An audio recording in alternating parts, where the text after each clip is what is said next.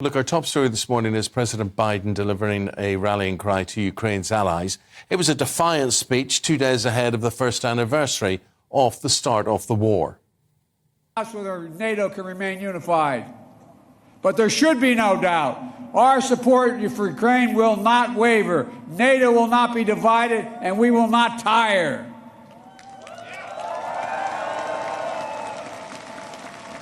President Putin's craven lust for land and power will fail, and the Ukrainian people's love for their country will prevail. Democracies of the world will stand guard over freedom today, tomorrow, and forever.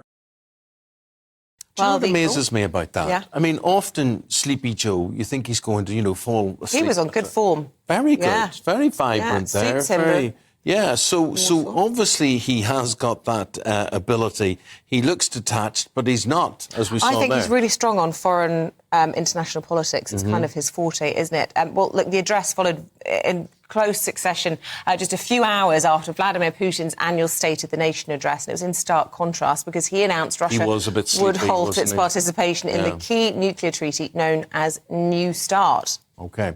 Well, for more insight in this, let's turn to the financial and political activist, Bill Browder, with all of this. Bill, very good to see you, very good to talk to you again. We were just comparing the two speeches, the two audiences there that they had. The thing is, in the Putin audience, the Putin gathering there, he went on for 2 hours. He was very dreary compared to Joe Biden, who 20 minutes, he nails it. How many people in that audience would actually believe what Putin is saying, realistically? Well, it's really interesting. I wish that you had images of the audience of Putin, because I was watching these clips yesterday, and it was really amusing to see these people, the expressionless people, sitting there, either sleeping or just clearly not not getting into the whole speech. I mean, this was totally, the audience was not enthusiastic. They were just there for form. They were all afraid of a camera catching their face and having the wrong facial expression. It was really something. And you're right. This was Sleepy Vlad this time.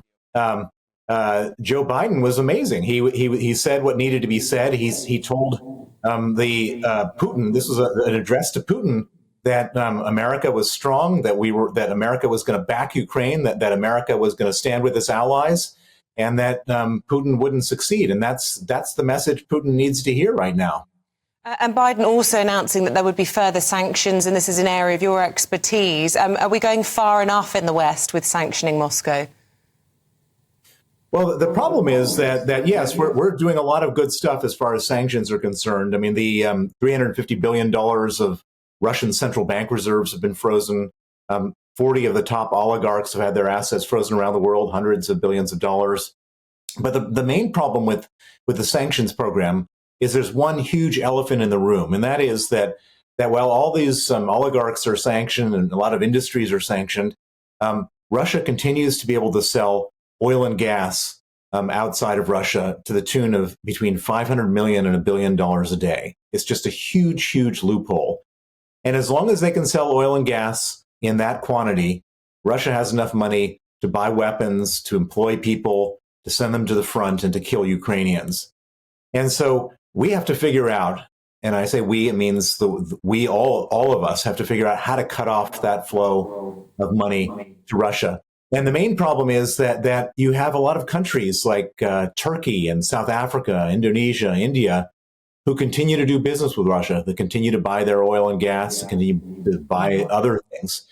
And those people are kind of wrecking the whole sanctions program for us. And so that's the big loophole. It seems to me that the way you fix that problem is by basically saying to those countries, you can either do business with us, we make up 50% of world GDP, or you can do business with Russia, 1.7% of world GDP, but you can't do business with both. You choose.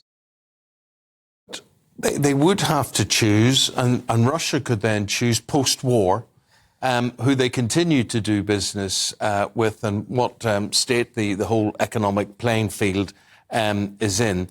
How do you see life, Bill, post-war and normal relations with Russia again? How quickly or slowly would those be built up again? Or does money talk? Does the lust for energy talk? What way do you see it?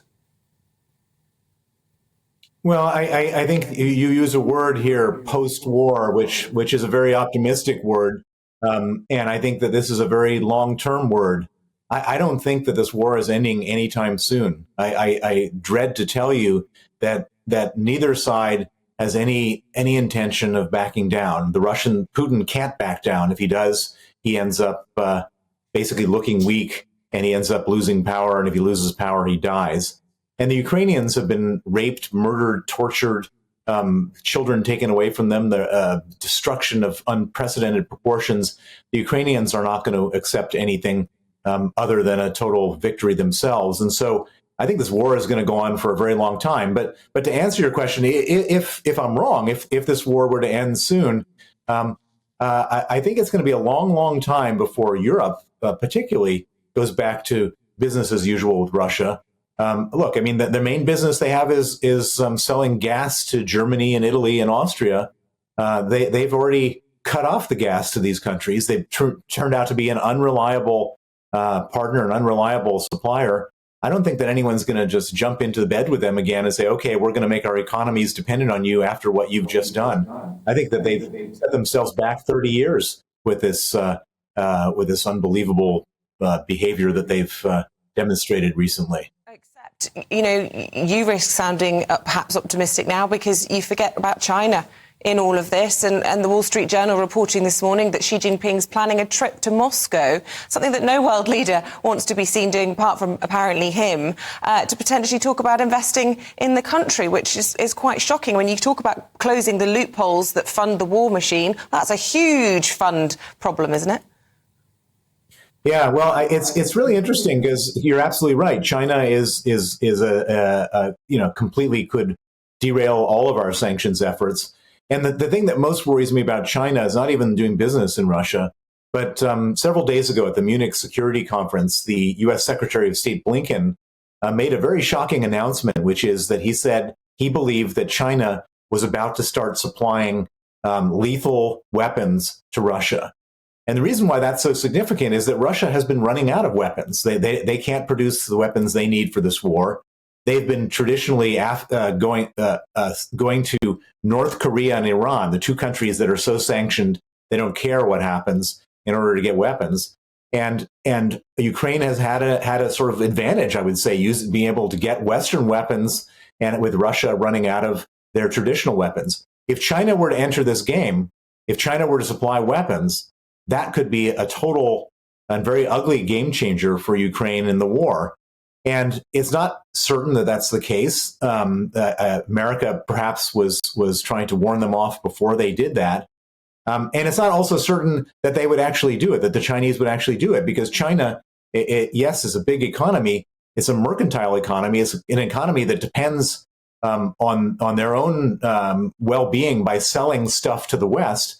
If all of a sudden they're actively getting involved in this war with weapons, that could end up very dramatically affecting their ability to sell to us and to the Americans and to Canadians and other people like that. And so, this is, I think right now it's all a bunch of posturing, saber rattling. But if the Chinese decide to go in and do that, that could really be a problem for the whole world. Fascinating, Bill. Bill, do us a favour, come back and speak to us again after 8 o'clock this morning. We've got so much more to ask you and so much more we want to hear from you. And that's Bill Browder there, a financier, political activist, Russian commentator, and with so much analysis and tales to tell. Thank you very much indeed.